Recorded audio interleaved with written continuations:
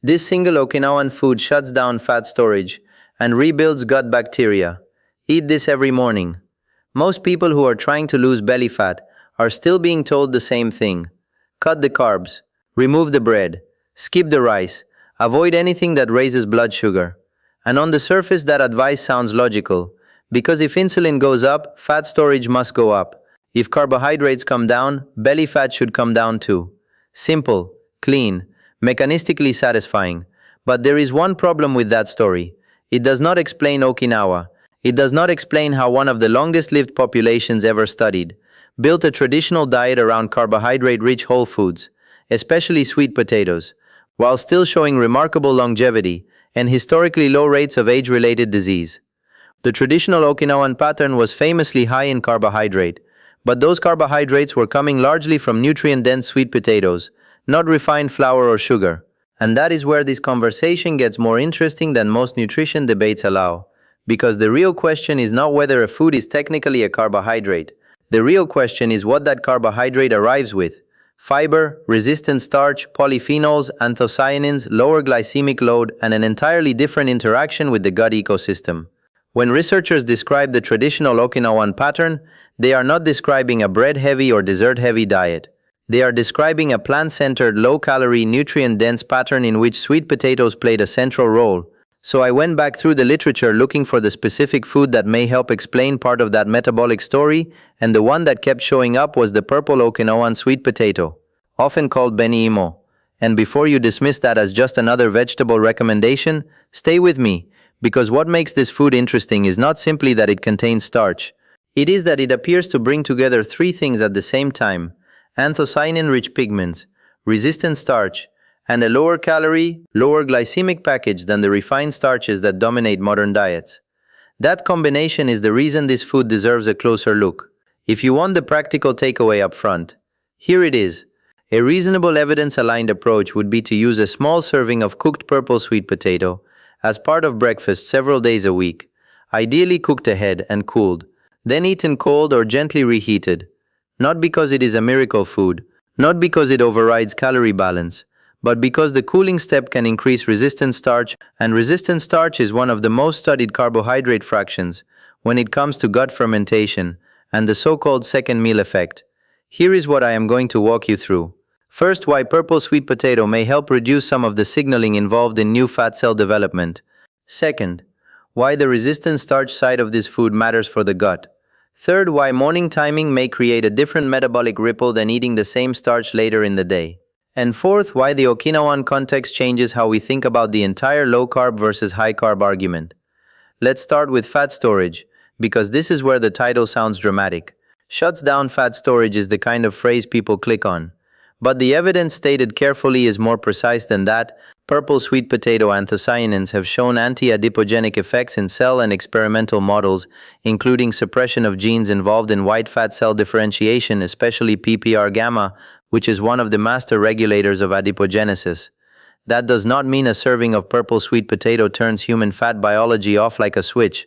It means the compounds inside this food have shown the ability, in preclinical settings, to reduce signals involved in creating and maturing new fat cells. That is still important, because it shifts the conversation from all carbs are the same to the biological packaging of a carb matters. That distinction matters even more if you have ever had the experience of eating clean, counting calories and still feeling as if your body stores energy too easily. The body does not read every calorie in isolation. It reads signals. It reads hormones. It reads the physical structure of a food. It reads what reaches the colon intact and what gets absorbed early. And foods rich in anthocyanins and resistant starch send a very different message than refined starches that arrive stripped of both.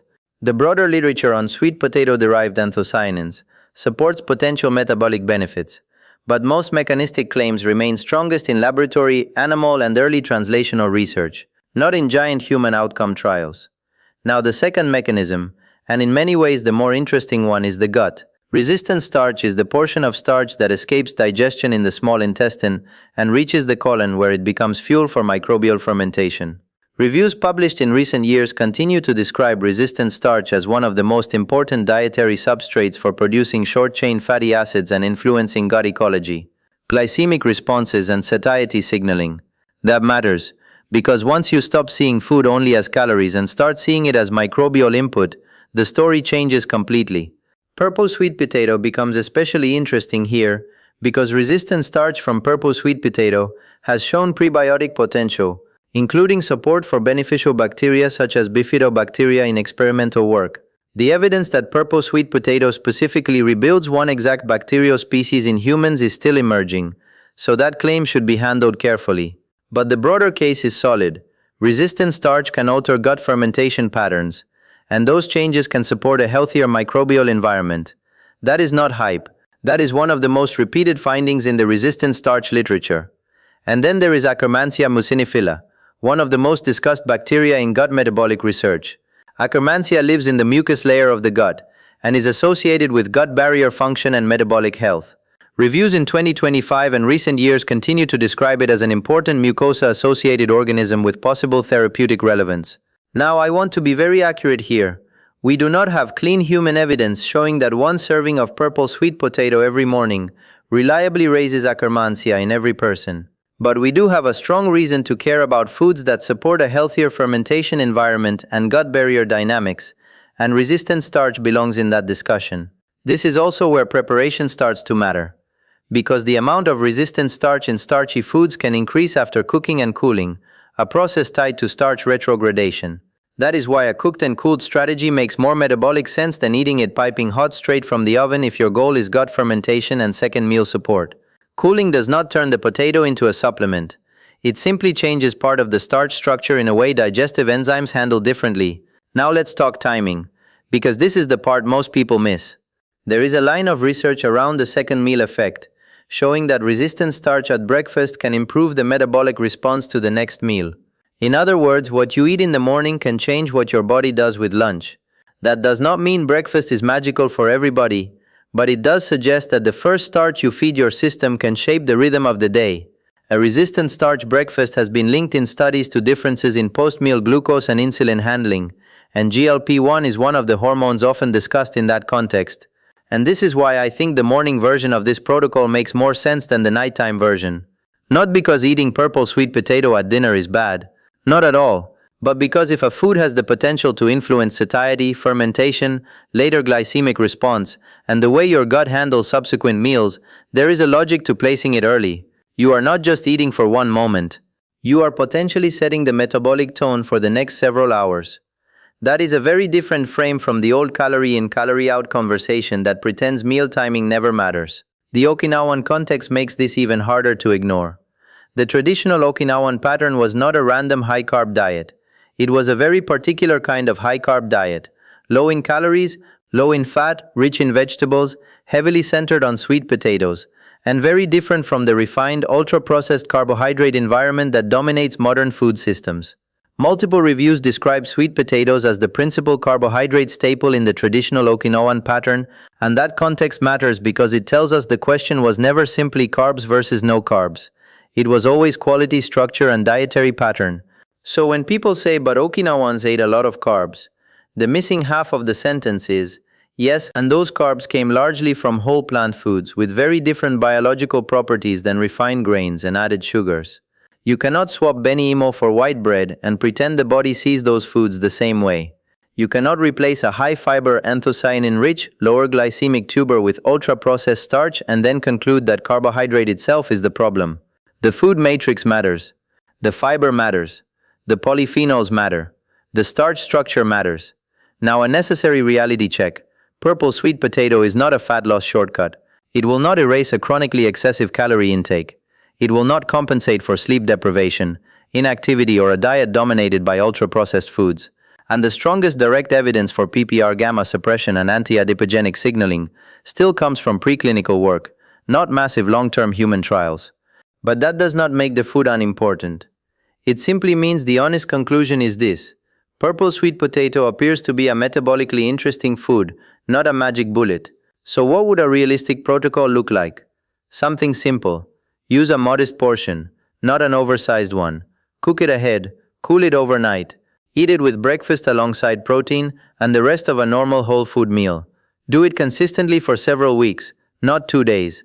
Watch satiety, digestion, and how easy or difficult it feels to stay stable through the first half of the day.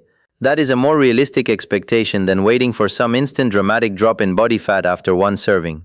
One more point on preparation, because this part gets oversimplified online. Purple flesh sweet potatoes are rich in anthocyanins, but cooking method can change how much remains available, and the exact effect depends on cultivar and method. Studies show that domestic cooking does influence anthocyanin retention, which means just cook it any way you want, is not a very serious answer. In practical terms, gentler methods and avoiding unnecessary overcooking make sense, while the cooling step serves a different purpose by supporting resistant starch formation. Those are two separate levers: preserve pigments and improve starch structure. And this is the part I keep coming back to. The mainstream conversation still frames carbohydrates as if they all belong in one category. But the Okinawan story keeps showing us that carbohydrate source may matter more than carbohydrate label. A refined starch and a purple sweet potato may both be called carbs on a nutrition panel, but biologically they are carrying very different instructions into the body. One arrives stripped down, the other arrives with fiber, pigment compounds, resistant starch potential, and a long human history inside a dietary pattern associated with healthy aging. So here is the bottom line. If you are looking for one Okinawan food that is genuinely worth your attention, purple sweet potato belongs near the top of the list.